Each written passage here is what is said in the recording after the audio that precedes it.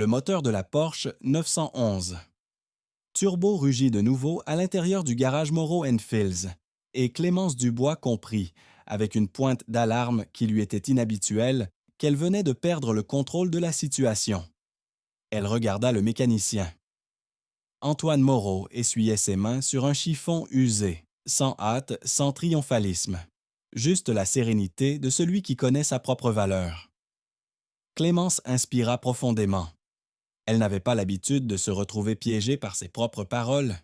C'était elle qui négociait des contrats de millions d'euros. C'était elle qui dictait les délais, les conditions, les livraisons. Mais là, dans ce petit garage exigu, imprégné d'odeur d'huile et aux murs tachés de graisse, elle avait fait une promesse qu'elle ne pouvait défaire. « Si vous réparez ça en moins d'une demi-heure, je sors avec vous. » Les mots étaient ressortis sur un ton de défi, comme quelqu'un qui lance un pari impossible, comme quelqu'un qui ne croit même pas que l'autre va tenter. Mais il avait tenté, et il avait gagné. 23 minutes. Elle avait chronométré. Antoine éteignit la lampe d'inspection, se releva et marcha jusqu'à elle, adossé au mur, les bras croisés, essayant encore de décider comment se tirer de là sans paraître frivole. « C'est bon, dit-il. Le moteur est au point. Vous pouvez rouler autant que vous voulez. » Elle força un sourire. « Merci. Combien je vous dois? »« Rien. »« Comment ça, rien? Vous avez déjà payé? » Clémence fronça les sourcils. « Payé par votre parole, » compléta Antoine, ses yeux bruns fermes dans les siens. « Alors, quel jour vous arrange? » Elle sentit son visage s'échauffer. Elle voulait riposter, mais il n'y avait aucun argument.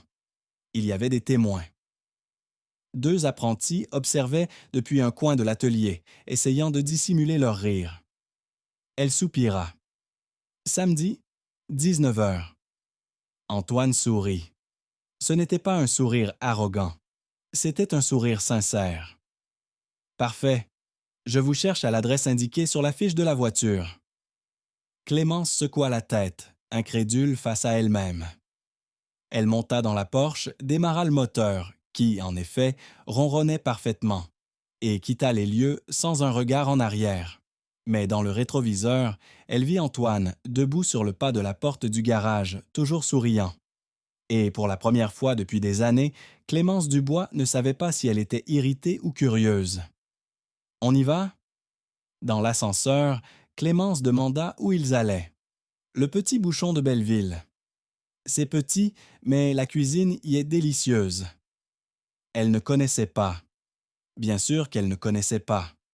L'endroit se trouvait à Belleville, à 20 minutes de voiture, dans un quartier de vieilles maisons aux façades colorées, que Clémence ne voyait d'ordinaire que sur les publications d'influenceurs faisant du tourisme de réalité.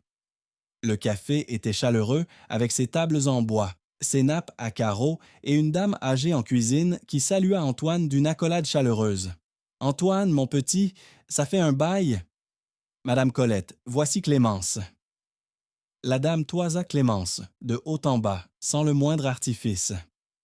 Jolie jeune femme. Bien élevée aussi? Clémence déglutit difficilement. « J'espère bien. » Madame Colette laissa échapper un rire rauque. « Asseyez-vous. Je vais vous préparer ma sauce spéciale. » Ils s'assirent près de la fenêtre. Dehors, la rue était animée. Des enfants jouaient au ballon, des voisins discutaient sur les trottoirs. Clémence se sentit déplacée. Antoine le remarqua. « C'est étrange pour vous, n'est-ce pas? » Elle hésita. « Un peu. »« Étrange pour moi aussi, » dit-il en s'adossant à sa chaise. « Je ne suis jamais sorti avec quelqu'un qui conduit une Porsche. » Elle rit. C'était un rire sincère, inattendu. C'est juste. La nourriture arriva. Confit de canard, pommes de terre sarladaises et salade verte. Mais le goût, ce goût-là était fait de souvenirs, de foyer, d'un temps passé. Clémence mangea lentement, surprise par son propre plaisir. « Vous avez aimé, » observa Antoine. « J'ai aimé, » admit-elle. « Beaucoup. » Ils parlèrent. Il raconta l'histoire du garage, de son père qui l'avait fondé avec des outils empruntés, de son choix d'abandonner sa carrière d'ingénieur pour reprendre l'entreprise familiale. Clémence l'écoutait, fascinée. « Et vous ?» demanda Antoine. « Qu'est-ce qui vous a mené aux cosmétiques ?» Elle prit une profonde inspiration. L'ambition, l'argent, le contrôle. Seulement ça. Elle marqua une pause. Peut-être la peur aussi, la peur de ne pas être à la hauteur. C'était la première fois, depuis des années, que Clémence prononçait cela à voix haute. Dans les semaines qui suivirent, Antoine ne fit aucune pression. Il n'appela pas tous les jours, n'apparut pas par surprise. Il maintint une distance respectueuse, mais présente, un message par-ci, une invitation par-là. Et Clémence, peu à peu, baissa sa garde. Elle retourna au garage, inventa un bruit de moteur qui n'existait pas. Antoine le remarqua, mais ne dit rien. Il se contenta de sourire et l'invita à découvrir le marché de Belleville le samedi suivant. Clémence accepta. Ce fut une expérience étrange. Marcher entre les étals de fruits, entendre les marchands crier les prix, sentir l'odeur du poisson frais et du pain chaud. Antoine faisait ses emplettes avec une familiarité déconcertante, saluant tout le monde par son nom. « Monsieur Jean, comment vont vos petits-enfants? »« Madame Sylvie, vous êtes remise de votre grippe? » Clémence observait, silencieuse. Dans cet univers, Antoine était quelqu'un, non pas par l'argent, mais par sa présence. Plus tard, il l'emmena dans une librairie d'occasion, le rat conteur. Clémence n'en avait jamais franchi le seuil. Les étagères serrées, l'odeur du vieux papier, le désordre organisé, tout cela était nouveau. Antoine choisit un recueil de poèmes et le lui tendit. « Pour toi. » Clémence observa la couverture usée. « Pourquoi? » « Parce que tu as besoin de quelque chose qui n'a pas de prix. » Elle sentit une boule dans sa gorge. Cette nuit-là, seule chez elle, elle lut le livre entier. Et elle pleura. Elle ne savait pas vraiment pourquoi. Peut-être parce que, pour la première fois depuis bien longtemps, quelqu'un lui avait offert quelque chose qui ne pouvait s'acheter. Les mois s'écoulèrent. Clémence et Antoine bâtirent une routine improbable. Elle continuait de diriger l'entreprise, voyageait, négociait. Mais elle revenait toujours. Elle trouvait toujours le temps pour le café de Madame Colette, pour les balades au parc des Buttes Chaumont, pour les conversations sans hâte. Jusqu'à ce que l'invitation arrive. Gala de lancement de la nouvelle collection de la marque. Événement de prestige, investisseurs, presse, haute société. Clémence, pour la première fois, voulut emmener Antoine. Il hésita. « Je ne suis pas de ce monde, Clémence. »« Je sais. C'est précisément pour cela que je veux que tu viennes. » Le jour de l'événement, Antoine apparut en costume. Il n'était pas neuf, mais il lui allait à merveille. C'était celui de son grand-père, un maître tailleur à la retraite. Il était nerveux. Clémence lui serra la main. « Tu n'as pas besoin d'impressionner qui que ce soit? »« Ni toi? Tu m'as impressionné il y a bien longtemps. » Ils entrèrent ensemble. Les têtes se tournèrent. Les murmures commencèrent. Clémence garda sa contenance. Antoine, à ses côtés, ne tenta pas d'être ce qu'il n'était pas. Il conversait avec naturel, répondait aux questions avec honnêteté. Quand quelqu'un lui demanda ce qu'il faisait, il répondit « Je suis mécanicien ». Un silence gêné s'installa. Puis un investisseur osa « Et vous aimez ?» Antoine sourit. « Beaucoup. J'aime réparer ce qui est cassé. J'aime utiliser mes mains. J'aime voir le résultat le jour même. » Cette réponse en désarçonna plus d'un. À la fin de la soirée, alors qu'il rentrait en voiture, Clémence regarda Antoine.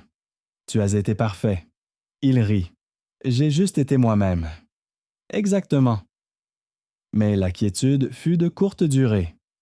Dès le lundi suivant, la presse affichait des photos du couple. Les gros titres oscillaient entre la curiosité et la cruauté. L'héritière millionnaire sort avec un mécanicien de quartier populaire. Clémence Dubois et la romance improbable. Amour ou opportunisme? Clémence lut tout, la mâchoire serrée. Elle était habituée à l'exposition, mais jamais de ce genre. Elle avait toujours contrôlé son image. À présent, elle la sentait lui échapper. Le téléphone sonna. C'était Marc Fournier, son associé. « Clémence, il faut qu'on parle. » Elle savait ce qui l'attendait. La réunion fut tendue. Marc présenta des chiffres. Les investisseurs étaient contrariés. Guillaume Leclerc, l'un des plus importants, avait déjà menacé de retirer ses apports. « Cela nuit à l'image de l'entreprise, » dit Marc. « Et l'image affecte les ventes? » Clémence croisa les bras. « Ma vie personnelle n'est pas le problème de l'entreprise. » Elle l'est quand tu es le visage de la marque. Un lourd silence plana. Marc soupira. « Je ne te demande pas de rompre avec lui, juste sois discrète. » Clémence ne répondit pas. Plus tard, chez elle, elle appela Antoine. « Il faut qu'on parle. » Il vint la rejoindre. Clémence lui montra les gros titres, expliqua la pression. Antoine écouta en silence, le visage fermé. « Veux-tu qu'on arrête? » demanda-t-il direct. Clémence hésita. « Non, mais je ne sais pas si je peux continuer à affronter tout cela. » Antoine se leva. « Clémence, je ne te demanderai pas de choisir entre moi et ton entreprise. Mais il faut que tu saches, je ne suis pas un fardeau, je ne suis pas une honte. Et si tu penses que je le suis, alors peut-être ne devrions-nous pas être ensemble? » Il sortit. Clémence resta seule, tremblante. Cette nuit-là, elle ne dormit pas. Elle pensa à la vie qu'elle avait bâtie, aux années de travail, de sacrifice, de solitude. Elle pensa à Antoine, à la légèreté qu'il avait apportée, à la manière dont il la faisait se sentir vue et non pas jugée. Le lendemain matin, elle prit une décision. Elle appela Marc. « Organise une conférence de presse. »« Clémence, qu'allez-vous faire? »« Ce que j'aurais dû faire depuis le début. » La conférence de presse fut programmée pour la fin de l'après-midi. Clémence entra dans la salle bondée de journalistes, de photographes, de curieux. Il n'y avait pas de communiqué de presse préparé, seulement elle et un micro. « Bon après-midi. Je sais que ma vie privée a fait les gros titres, je vais donc m'expliquer. Oui, je suis en couple avec Antoine Moreau. Il est mécanicien, il habite à Belleville, il vient d'une famille modeste. Et je l'aime. » Un silence stupéfait. Antoine n'est pas un opportuniste. Il est propriétaire de sa maison, il a une famille structurée, une formation universitaire. Il travaille de ses mains parce qu'il l'a choisi, et non par nécessité. Et ce choix témoigne de son caractère, non d'une faiblesse. Elle fit une pause. Si cela dérange des investisseurs ou des clients, j'en suis navré. Mais je ne cacherai pas qui j'aime pour des chiffres sur des tableurs. Merci. Elle partit sans répondre très aux questions. La vidéo devint virale en quelques heures. Les réactions furent mitigées. Une partie du public salua son courage. Une autre critiqua son imprudence. Les investisseurs se divisèrent. Guillaume Leclerc retira son investissement. D'autres suivirent. En une semaine, l'entreprise perdit 3 millions d'euros. Marc était furieux. « Vous venez de faire exploser tout ce que nous avons bâti. » Clémence, pour la première fois, ne fut pas ébranlée. « Non, j'ai choisi de vivre véritablement. » De l'autre côté, Antoine aussi faisait face à des turbulences. Des clients aisés commencèrent à annuler leurs services. Des insinuations selon lesquelles il était un profiteur circulaire. Des amis s'éloignèrent. Le garage perdit des revenus. Bernard, son père, appela son fils pour discuter. « Antoine, cela te coûte cher? » Antoine soupira. « Je sais, papa. »« Es-tu sûr de ce que tu fais? » Antoine regarda son père. « Oui, pour la première fois de ma vie, j'en suis sûr. » Bernard hocha la tête lentement. « Alors continue. Mais continue en sachant que le prix est élevé. » Antoine serra son père dans ses bras. Clémence et Antoine se retrouvèrent cette nuit-là, dans son appartement. « Nous sommes dans une sacrée pagaille, » dit Clémence, tentant de rire. « Oui, nous le sommes, » acquiesça Antoine. Ils restèrent silencieux. « Je ne t'abandonnerai pas, » dit Clémence, « ni moi de toi. » Mais tous deux savaient, la bataille ne faisait que commencer. Dans les semaines qui suivirent, Clémence travailla sans relâche pour stabiliser l'entreprise. Elle chercha de nouveaux investisseurs, renégocia des contrats, repositionna la marque. Ce fut épuisant. Mais elle ne recula pas. Antoine, de son côté, affronta la chute des revenus avec résilience. Il réduisit les coûts, se concentra sur sa clientèle fidèle, investit dans le marketing local. Peu à peu, les choses commencèrent à s'ajuster. Un jour, Antoine apparut au bureau de Clémence avec une proposition. « Et si nous faisions quelque chose ensemble? » Elle haussa les sourcils. « Du genre? » Transformer le garage en un véritable centre automobile. Moderne, efficace, avec ta vision des affaires et la mienne de la technique. Clémence cligna des yeux. « Tu parles d'une association? »« Ouais, 50-50. Un risque partagé. » Elle réfléchit. « J'accepterai. »« Mais comment vas-tu réunir ta part? »« J'ai un terrain dont j'ai hérité. Je vais le vendre. » Clémence sentit un pincement au cœur. « Antoine, tu n'es pas obligé de faire ça. Je le dois, parce que si nous voulons construire quelque chose, ce doit être d'égal à égal. » Elle lui prit la main. « Alors, allons-y. » 3 mois plus tard, le centre automobile Dubois & Moreau ouvrit ses portes. Ce fut un début timide. Mais il grandit, vite. Clémence s'occupait de la gestion, de l'image de marque, de la stratégie. Antoine dirigeait l'aspect technique, l'équipe, la qualité. Cela fonctionna. En 1 an, ils étaient déjà rentables. En 2, ils planifiaient déjà l'expansion. Et leur relation, elle aussi grandit. 2 ans après leur première rencontre au garage, Antoine ramena Clémence au Petit Bouchon de Belleville. Madame Colette les accueillit avec un sourire malicieux. « Vous êtes toujours ensemble? Quel miracle! » Clémence rit. « Pas un miracle, de l'obstination. » Après le dîner, Antoine proposa de marcher jusqu'au parc voisin. Clémence, méfiante, accepta. Ils s'arrêtèrent sous un grand arbre, illuminé par des lumières LED que quelqu'un avait accrochées aux branches. Antoine prit une profonde inspiration. « Clémence, quand je t'ai rencontrée, je pensais que tu n'étais qu'une fille à papa arrogante de plus. Mais tu m'as prouvé que j'avais tort. Tu es courageuse, honnête et plus forte que quiconque je connaisse. » Clémence sentit ses yeux picoter. « Je ne suis pas parfaite, Antoine. »« Personne ne l'est. Mais tu es parfaite pour moi. » Il s'agenouilla. Clémence porta la main à sa bouche. « Clémence Dubois, veux-tu m'épouser? » Elle n'hésita pas une seconde. « Oui, oui, oui. » Il glissa une bague simple, en argent, à son doigt.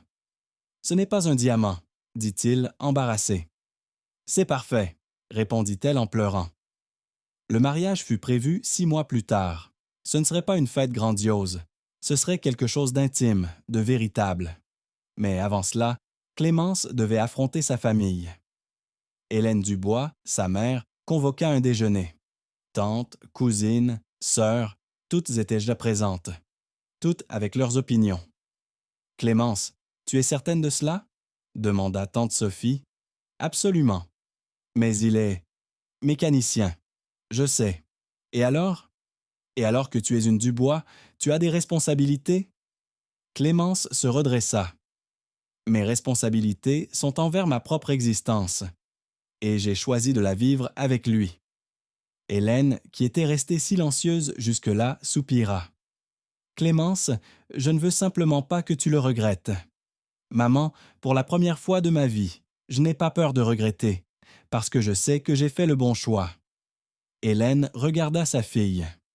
Et pour la première fois, elle vit une détermination qui ne provenait pas de l'entêtement, mais d'une profonde certitude. Alors tu as ma bénédiction. Clémence sentit un poids quitter ses épaules. De l'autre côté, la famille d'Antoine les accueillit à bras ouverts. Émilie, sa mère, pleura de bonheur.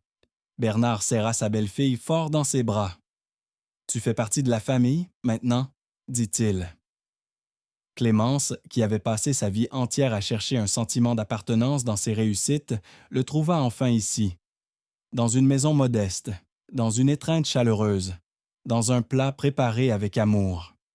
Le mariage eut lieu dans le jardin de la maison d'Antoine, sous l'arbre planté par son grand-père. Clémence portait une robe simple, blanche, sans faste. Antoine, lui, était vêtu du costume de son grand-père, ajusté avec amour par Émilie. Il n'y avait pas de célébrité, seulement la famille et de vrais amis. Les vœux avaient été écrits par eux-mêmes. Antoine prit la parole le premier. « Clémence, tu es entrée dans ma vie comme un ouragan. Mais ce fut le genre de tempête qui nettoie l'air et rend tout plus clair. Je promets de t'aimer en toutes circonstances. Avec ou sans argent. Que l'on nous acclame ou nous critique. Parce que ce que j'aime en toi n'a pas de prix. » Clémence inspira profondément avant de parler. « Antoine, tu m'as enseigné que la valeur ne se mesure pas en chiffres, que la dignité ne dépend pas d'un nom de famille, et que l'amour véritable n'a pas besoin de faire de spectacle. Je promets de te respecter, de te soutenir et de construire avec toi une vie où nous nous suffirons l'un à l'autre. » Ils échangèrent les alliances. Simple, en or blanc. Quand le célébrant dit « Vous pouvez embrasser la mariée », Antoine tira Clémence par la taille et l'embrassa. Long, profond, véritable. Les applaudissements résonnèrent. Madame Colette, les larmes aux yeux, servit le gâteau qu'elle avait elle-même préparé. La fête fut animée avec musique live, danse, rire. Hélène, la mère de Clémence, tira Antoine à part. « Je vous ai jugé, dit-elle sans détour. J'ai mal jugé, et je vous demande pardon. » Antoine, surpris, hocha la tête. « Vous n'avez pas à vous excuser. Je comprends. J'aurais sans doute fait de même. » « Non, vous n'auriez pas jugé ainsi, parce que vous êtes meilleur que moi. » Hélène tendit la main. Antoine la serra. « Prenez soin de ma fille. Toujours. » La nuit s'avança. Clémence et Antoine dansèrent jusqu'à en avoir mal aux pieds. Quand ils se retrouvèrent enfin seuls, à l'aube, assis sur les marches du perron, Antoine regarda son épouse. « Nous y sommes arrivés. » Clémence sourit. « Nous y arrivons toujours. » Ils restèrent là, en silence, écoutant les bruits lents de la nuit.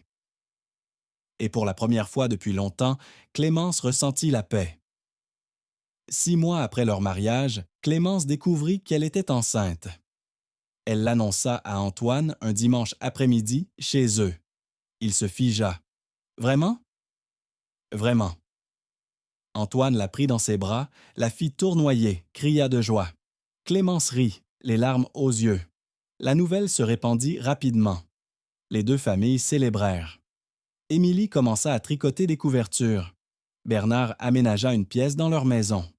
Hélène, émue, demanda à accompagner Clémence aux consultations. La grossesse fut paisible. Clémence continua de travailler, mais à un rythme plus léger. Antoine ne la quittait pas d'une semelle. Quand le jour de l'accouchement arriva enfin, il était plus nerveux qu'elle. « Je vais m'évanouir, » dit Antoine, lui tenant la main dans la salle d'accouchement. « Mais non, » répondit Clémence, riant entre les contractions. Et il ne s'évanouit pas. Quand le bébé naquit, Antoine pleura. « C'est une fille, » annonça le médecin. Clémence tint sa fille, minuscule, parfaite. « Bonjour Léa, » murmura-t-elle. « Léa Émilie. » Le nom honorait Madame Colette, qui avait assisté au début de tout, et Émilie, qui les avait accueillis avec un amour inconditionnel. Antoine embrassa le front de sa fille, puis celui de Clémence. « Merci, » dit-il, la voix nouée. « Pourquoi? »« Pour m'avoir donné une vraie famille. » Clémence sourit, épuisée et heureuse. Léa grandit vite. Elle était curieuse, volubile, malicieuse. Elle adorait le garage de son père. Elle aimait aider en tenant les outils. Elle aimait aussi le bureau de sa mère où elle gribouillait sur des papiers importants et faisait semblant de tenir des réunions. Clémence et Antoine élevèrent leur fille avec équilibre. Entre luxe et simplicité, entre ambition et contentement. Ils lui enseignèrent que le travail dignifie, que le respect ne s'achète pas, que l'amour est une construction quotidienne. Un jour, Léa, âgée de 5 ans, demanda « Maman, on est riche ?» Clémence réfléchit. « Ça dépend de ce que tu appelles la richesse. » L'argent? Alors oui, nous avons de l'argent. Mais ce qui nous rend vraiment riches, c'est l'amour, la santé et l'honnêteté. Léa fronça les sourcils, assimilant l'information. J'ai compris. Alors, on est très riche. Clémence rit et serra sa fille dans ses bras. Au fil des ans, Clémence et Antoine consolidèrent non seulement leur mariage, mais aussi leur héritage. Le centre automobile se développa. Ils ouvrirent 3 nouvelles unités dans des communes voisines. Ils employèrent des dizaines de personnes. Mais plus important que la croissance financière fut le projet social qu'ils créèrent, l'Institut professionnel Bernard Moreau.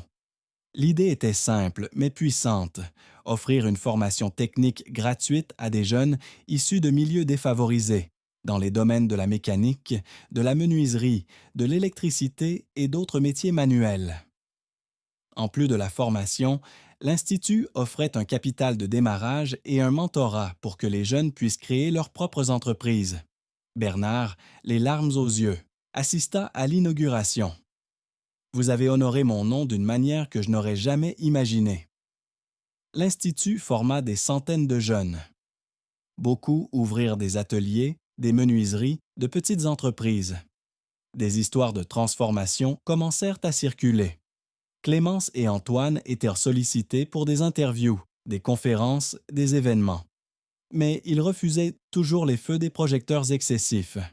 « Nous ne voulons pas être des exemples, » disait Antoine. « Nous voulons juste faire la différence. » Un après-midi, assis sur la terrasse de leur maison, regardant Léa-Émilie jouer dans le jardin, Clémence regarda Antoine.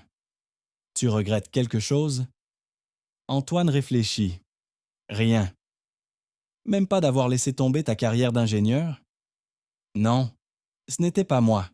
C'est ça, moi. » Clémence sourit. « Moi non plus, je ne regrette rien.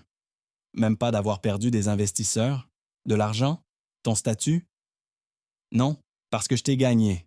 J'ai gagné la vie. » Antoine lui prit la main.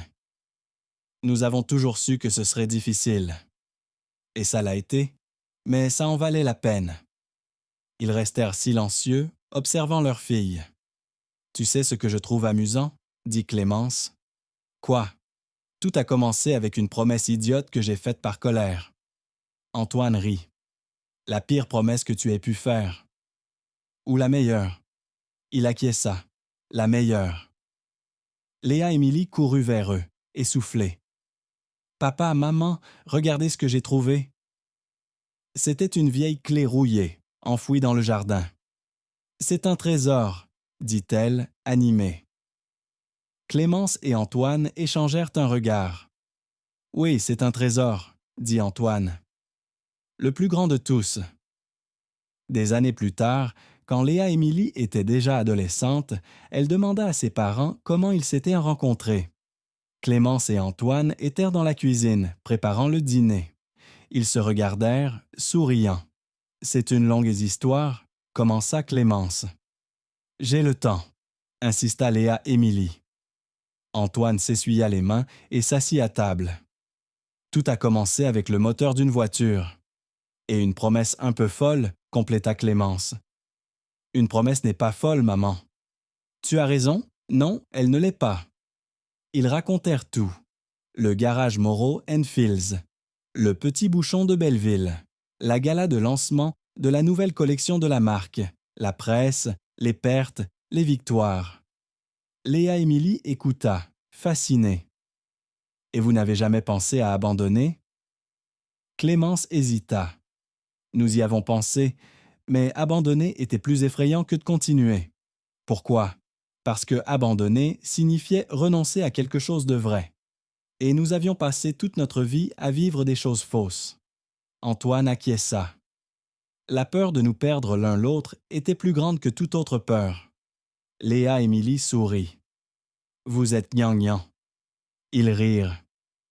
Nous le sommes, admit Antoine. Et avec fierté. Cette nuit-là, après que Léa Émilie fut endormie, Clémence et Antoine montèrent sur la terrasse. C'était leur tradition. À chaque anniversaire de leur relation, ils y montaient, seuls, et se remémoraient. Combien d'années déjà? Demanda Antoine. 15 depuis le garage. 15 ans. On dirait hier. Et on dirait une vie entière. Ils restèrent en silence, regardant les étoiles. Tu penses que nous avons fait le bon choix? Demanda Clémence. Toujours. Même avec tout ce que nous avons perdu? Antoine se tourna vers elle. Clémence, nous n'avons rien perdu. Nous avons échangé. Nous avons troqué l'apparence contre la vérité, l'approbation contre l'authenticité. Et je referai cet échange 1000 fois. Clémence sentit ses yeux se remplir. Moi aussi. Ils s'embrassèrent, lentement, avec la sérénité de ceux qui ont le temps. Puis, Antoine lui prit le visage entre les mains. « Merci d'avoir tenu cette promesse idiote. » Clémence rit, les larmes aux yeux. « Merci d'avoir réparé ma voiture. » « Ce n'est pas la voiture que j'ai réparée, c'est toi. » « Et tu m'as réparé. » Ils s'étreignirent, en silence, sous le ciel étoilé. Et là, sur cette terrasse, après des années de lutte, de croissance et d'amour, Clémence et Antoine comprirent. Ils n'avaient pas seulement bâti une relation. Ils avaient construit un foyer, un sens, une vie qui valait chaque seconde de douleur, chaque larme, chaque risque. Car, au final, ce qui importait n'était pas d'où ils venaient. C'était où ils allaient, ensemble, toujours ensemble. Et cela, oui, n'avait pas de prix.